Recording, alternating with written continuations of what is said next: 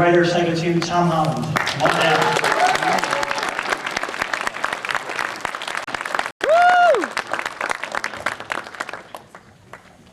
Thrilled to be here. The editor of Psycho 2 is here, Mr. Andrew London.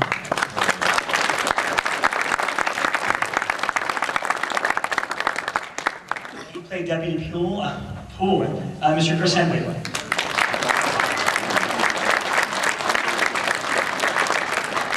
From Psycho 2 and 3, Lee Garlington, she played Verna. There she is.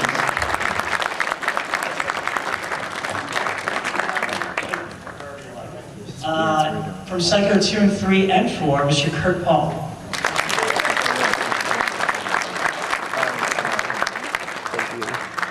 From Psycho 3, Mr. Donovan Scott, he played Kyle.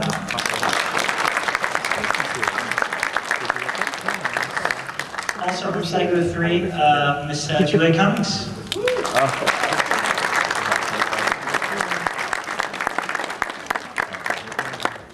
From Psycho 3, the lovely Katt Shea.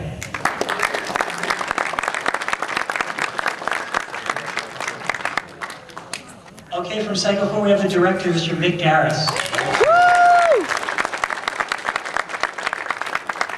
She played Mom Stevens in Psycho 4, Miss Cynthia Garris. And last but certainly not least, please a warm welcome for the one person that ties all the Psycho films together, Mr. Hilton Green.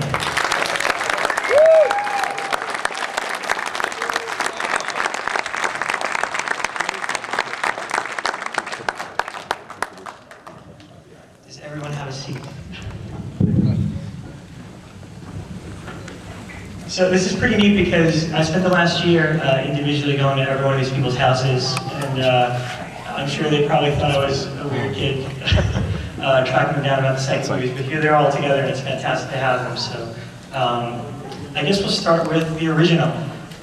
Everyone in the beginning of that clip, everyone kind of has a memory or an idea of when they first saw Psycho or the influence that it had on them. So starting with Hilton, you were the assistant director on the very first Psycho film. What was it like for you to see the movie for the first time? Do you remember your reactions to the film after having worked on it? Well, yes, it did. Hello? And by the way, it's an honor to be here, but when I first looked at Psycho, the first cut, it was just a plain old movie. It was pretty flat because there was no music in it. And you can't realize what the score of Psycho did to that movie. After putting the music in it, it just blossomed and became very, very scary. So that was my first impression of Psycho, and no one that worked on it at that time ever realized that it would have the legs it did and become a legend. And what about Mick? You told a little bit of a story there that you saw with your siblings when you were very young. Yeah, we saw it at the drive-in, the Reseda drive-in, by the way, if any of you remember that grand and glorious place. But very young, there were 4 Garris kids, and we were all in the back of a 57 Chevy wagon. And it was the perfect place to do it. By the way, that's the drive-in that Targets took place at, the Boris Karloff, Peter Bogdanovich movie. And so my family went to see it, and in those days, horror movies were thought of as kids' movies. And this was anything but a kids' movie. And so we were all in our PJs and watching it, and the most effective scene I remember being, 7 or whatever it was the reveal of the corpse of Mrs. Bates at the end that I talked about in the clip there. Mrs. Bates, Mrs. Bates! You touch it and turns, and there's Mrs. Bates' corpse. And it horrified my sister so much that, we would always just do, dee-dee-dee, Mrs. Bates, Mrs. Bates! And so that's the most memorable thing about the first time, my first time. How about you, Kurt? Do you remember the first time you saw Psycho, or how it influenced or impacted you when you initially saw it? My mother would not allow me to watch it. I just remember the first. Better than I was. The best part of my remembering it would be I worked with Tony on a couple of things before Psycho too. So when I worked with Tony, all of a sudden he said, thank God Hilton said I could, because it was a great fun part. But Tony said, listen, darling, now you're going to wear the dress and play mother. What do I do? He goes, well, you're going to kill people. I go, I can't do that. He says, sure you can. I said, I can't. Who's going to wear a dress? He said, I've done it. And just being around, honest to God, watching people that was so much talent, and Hilton being the original, first AD on the original Psycho, just working with great people, including Robert Boschi, just a lot of great people, and then all of a sudden, somehow lucky enough to go from Psycho 2, 3, 4, and actually play the crazy kid at the beginning of Raymond Lynette. It was a dream come true, and then I got lucky. Bates on Sledgehammer, blah, blah, blah, and Bates and Bates and Bates, but you know, Master Bates, oh no. I just got lucky, I was blessed, and because people like Hilton, Mick, and great people to work with, it's a dream come true. It's just, and what you're doing is brilliant to keep people remembering this great thing. Everybody's wonderful, nobody here is aged. I hope if you haven't seen the sequels, you'll go and rent them now, because I hope it influenced you to do that. So. Chris, what about you? What were your earliest recollections of Psycho, experiencing it for the first time?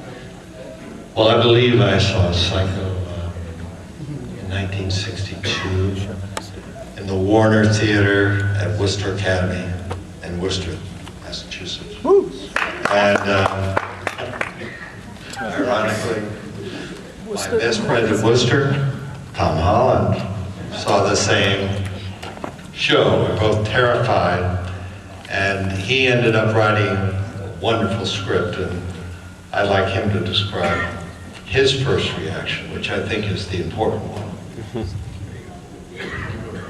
I was 11 years old, and I saw it in one of those cavernous movie theaters that don't exist anymore, that had stars in the sky and clouds. And it was so big that when the audience screamed, which was quite frequently, the echo went on forever.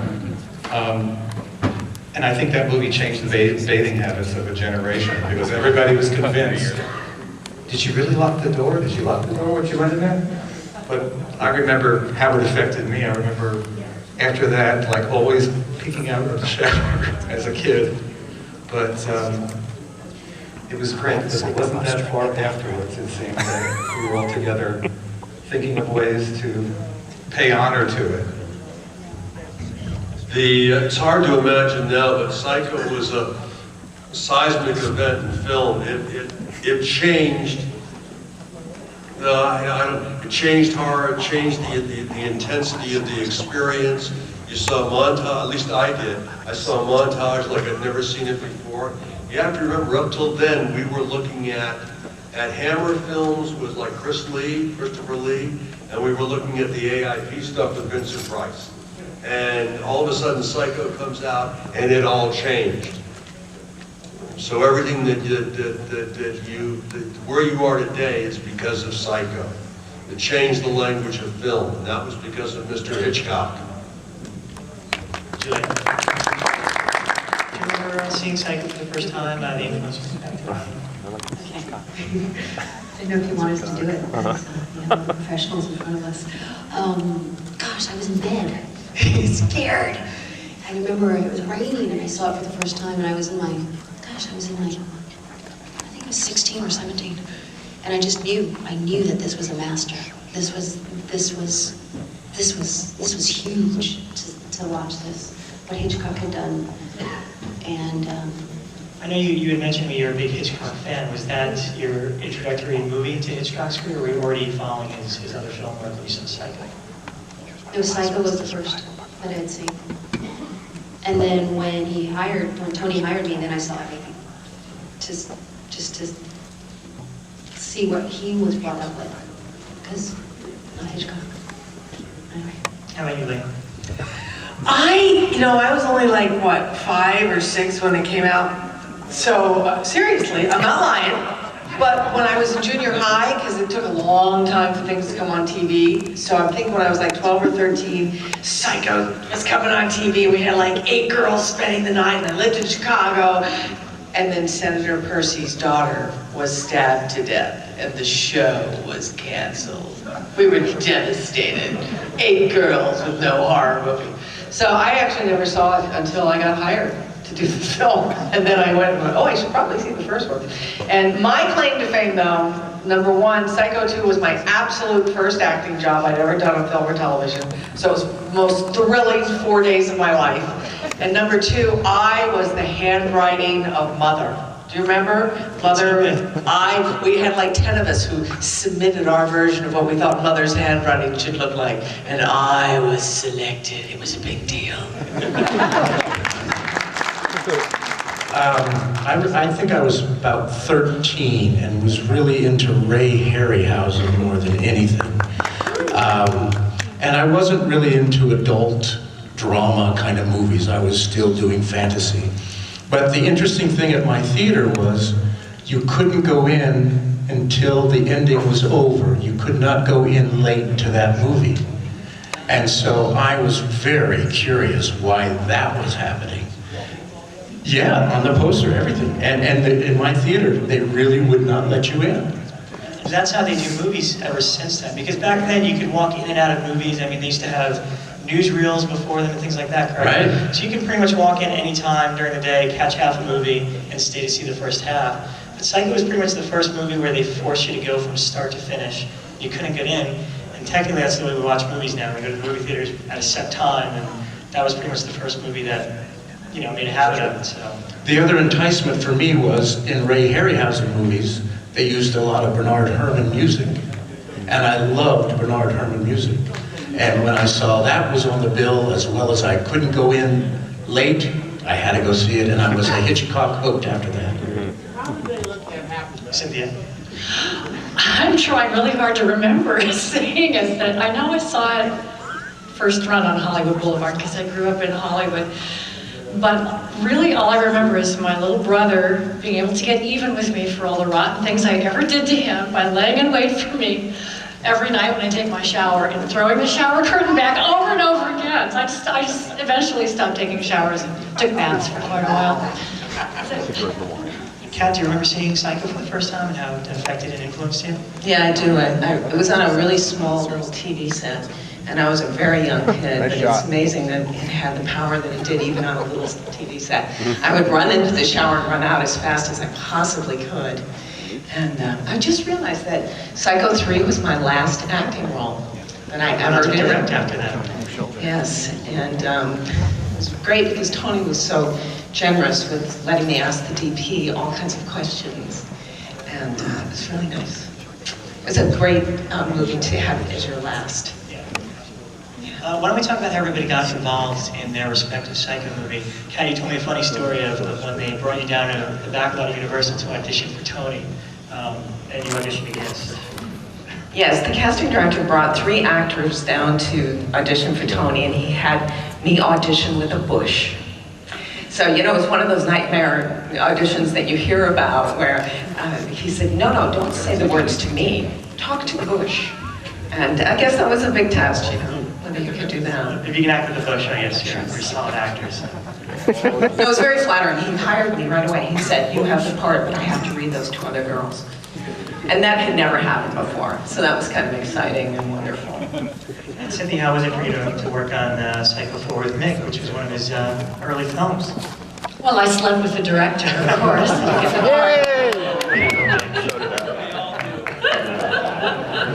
Actually, it was really thrilling because this was my first speaking role without special effects makeup all over my head. She was the creature at the end of Critters 2, Mick. That was my first role. He gives me all the best roles. Kills me off in every movie. But it was really exciting and intimidating because I was working in a little booth with John Landis, who can be very intimidating. Even if you're good friends with him, he's still very intimidating. And it was just very exciting.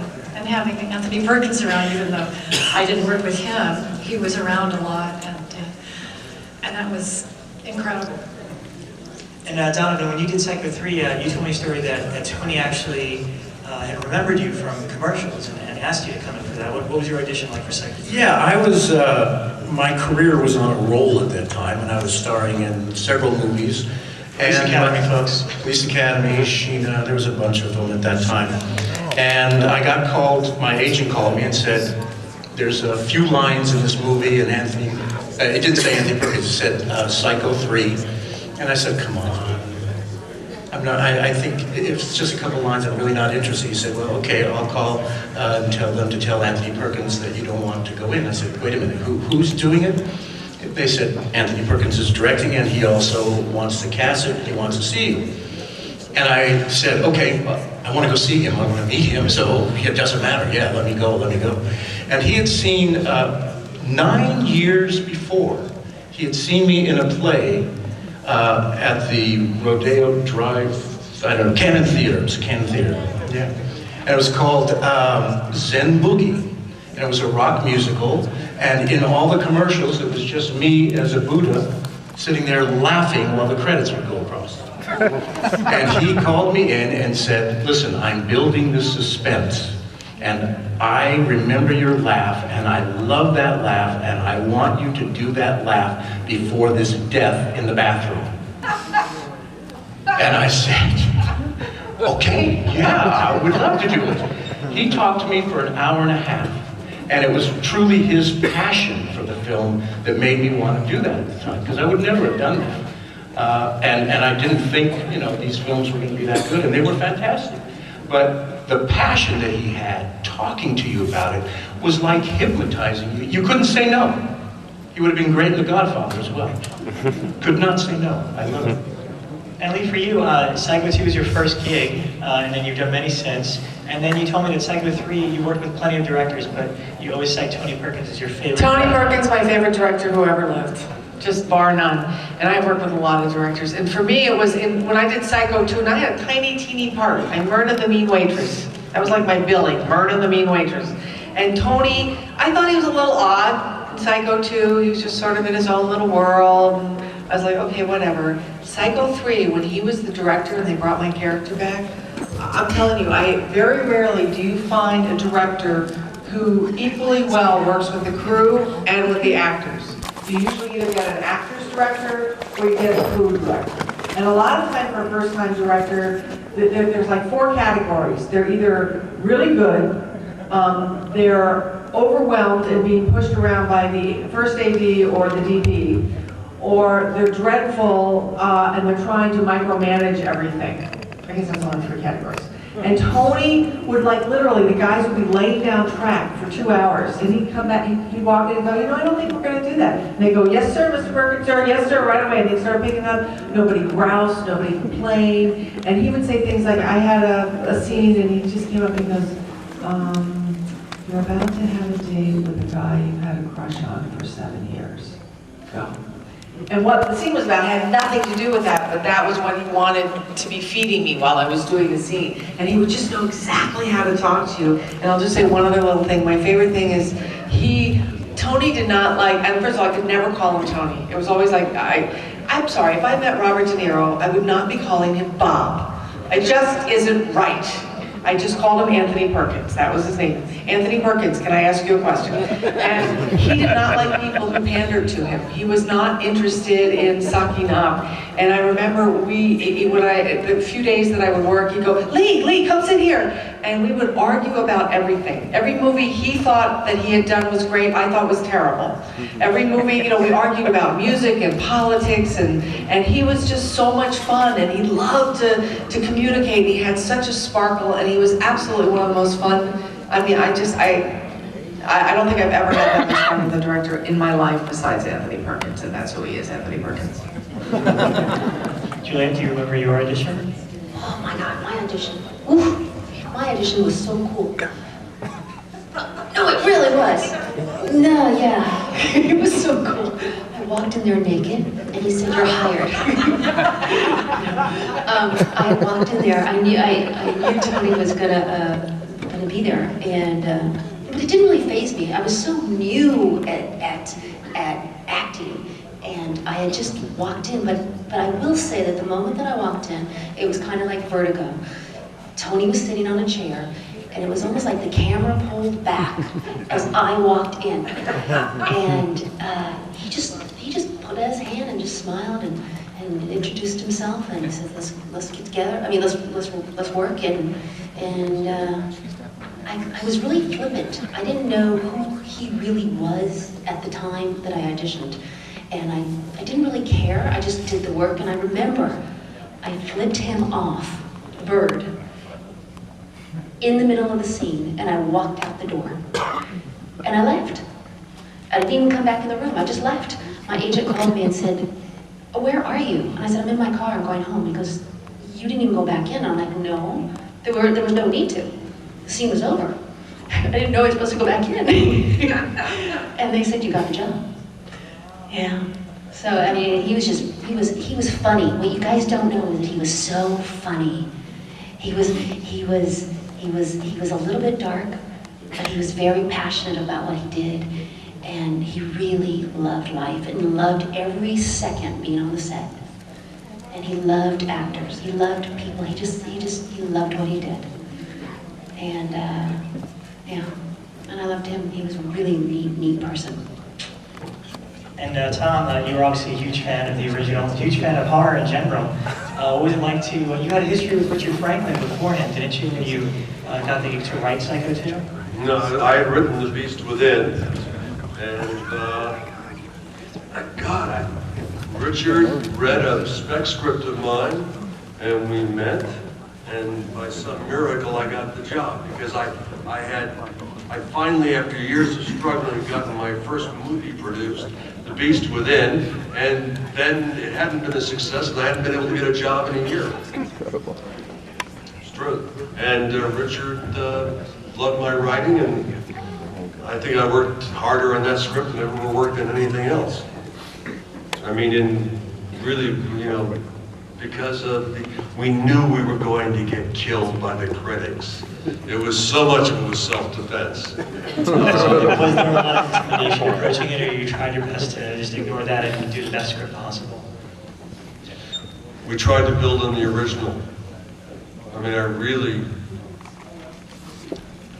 I read all the original reviews. I read all the original reviews to Psycho, which, by the way, were god-awful. I mean, that movie was attacked so viciously in 1960. I still have the reviews at home. We'll pull them out at some point. I dissected the original and looked at every loose end that I could and wrote the sequel off of that. And I also set it up for Richard asked me for visual set pieces. He wanted to echo shots that Hitchcock had done, not only in Psycho but in other films. And we designed scenes like the girl looking through, Meg Tilly looking through the wall, or was it, through the peephole. There were so many. There's a cutout, a silhouette cutout of Hitchcock in one of the points of view of the bedroom. We put that in because Hitchcock always made appearances in his movies.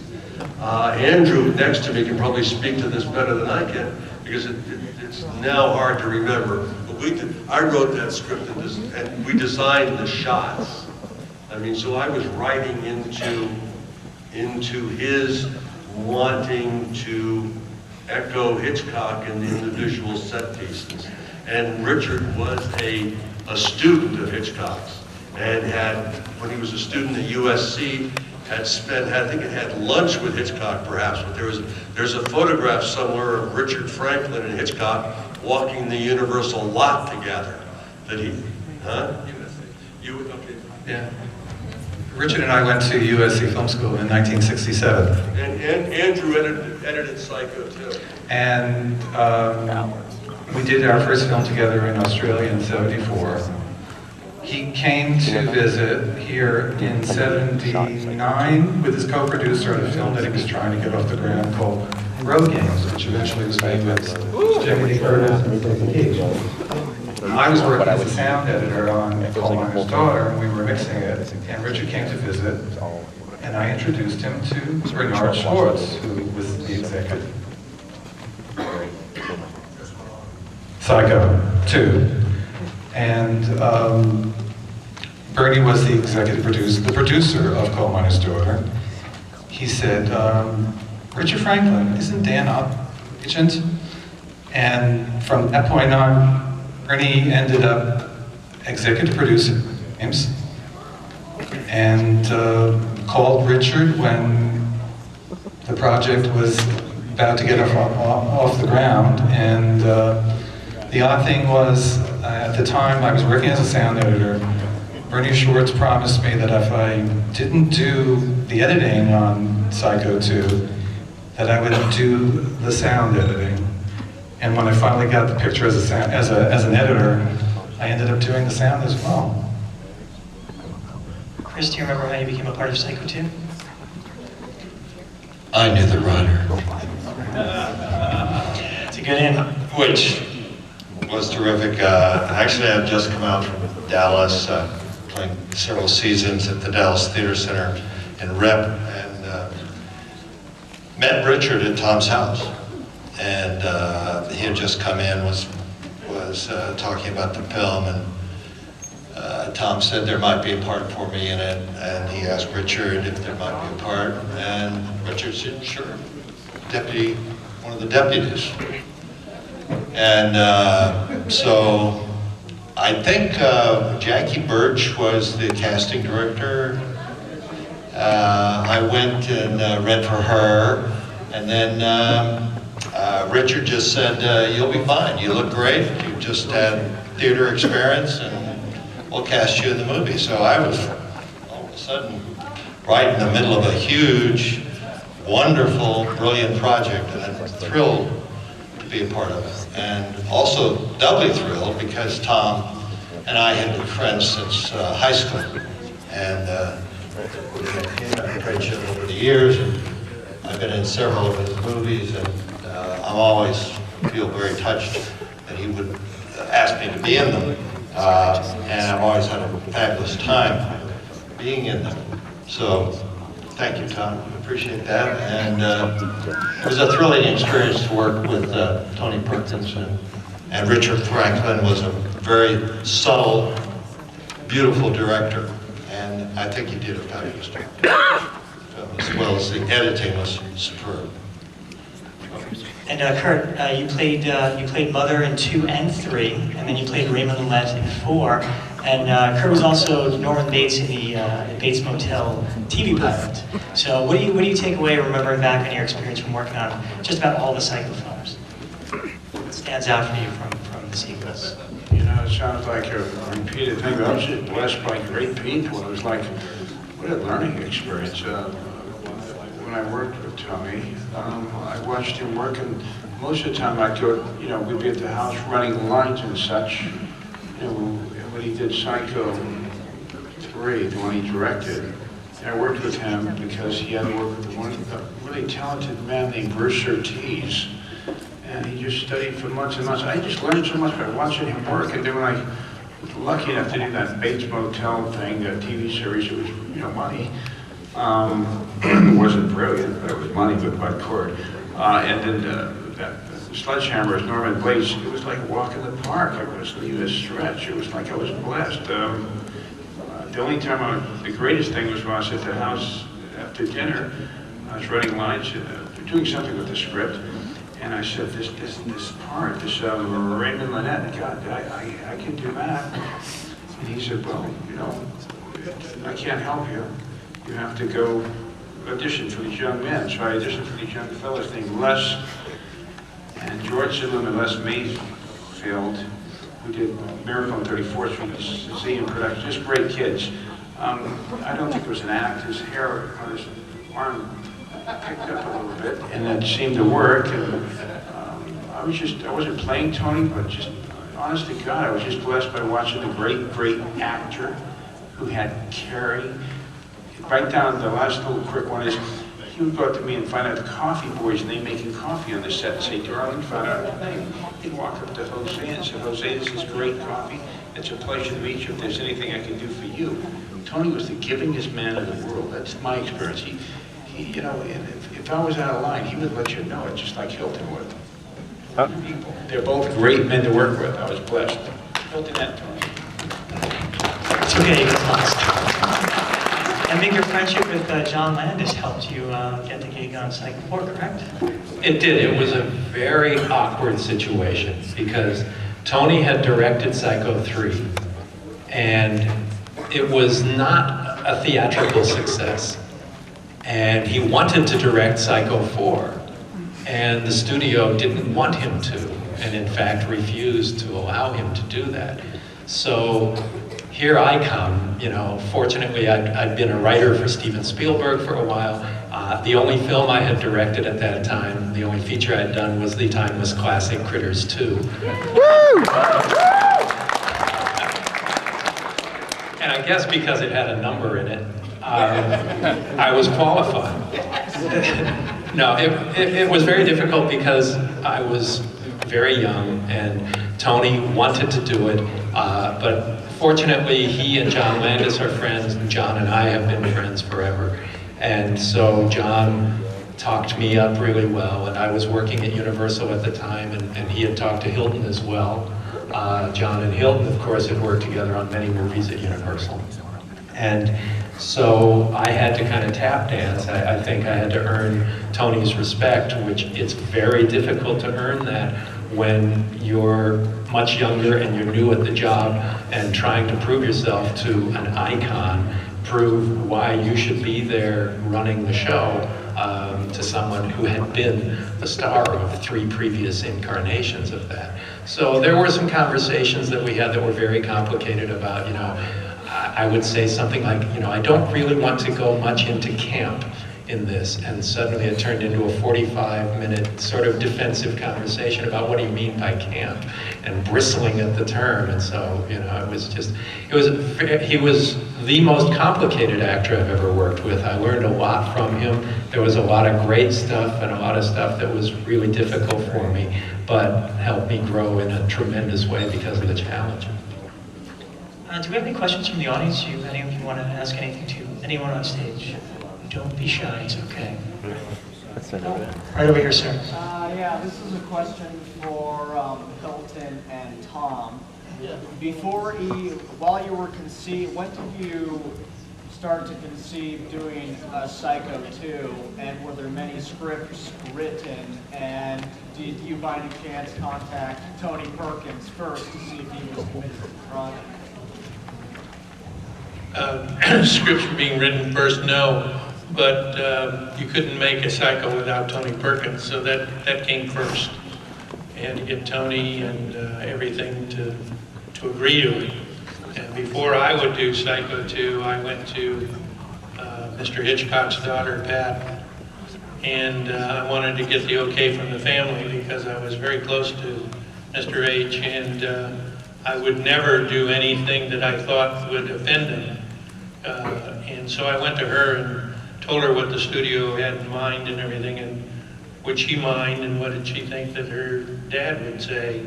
And she just was wonderful and gave the green light to all of them, and that's how I got it. Any other questions from the audience? Straight back here. Actually, this is a follow-up to the same question. Was there ever any talk about doing an adaptation of the Robert Bloch Psycho 2 book? You mean the original Psycho? There was a book, Psycho 2, that Robert Bloch had written. Now, the answer is? Yeah, you. There's another one right behind you. Tessie. Yeah, there wasn't a script. There was the book. The Robert Bloch book did not serve Norman well.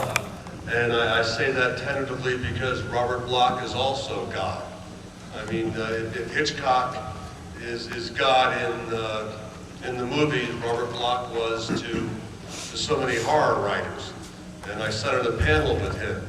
And so I don't want to inadvertently insult him, but it was not the sequel, the book that he wrote, the sequel was not suitable for a movie because it didn't have a part of Norman that you would have liked to have seen or Tony would have liked to have played.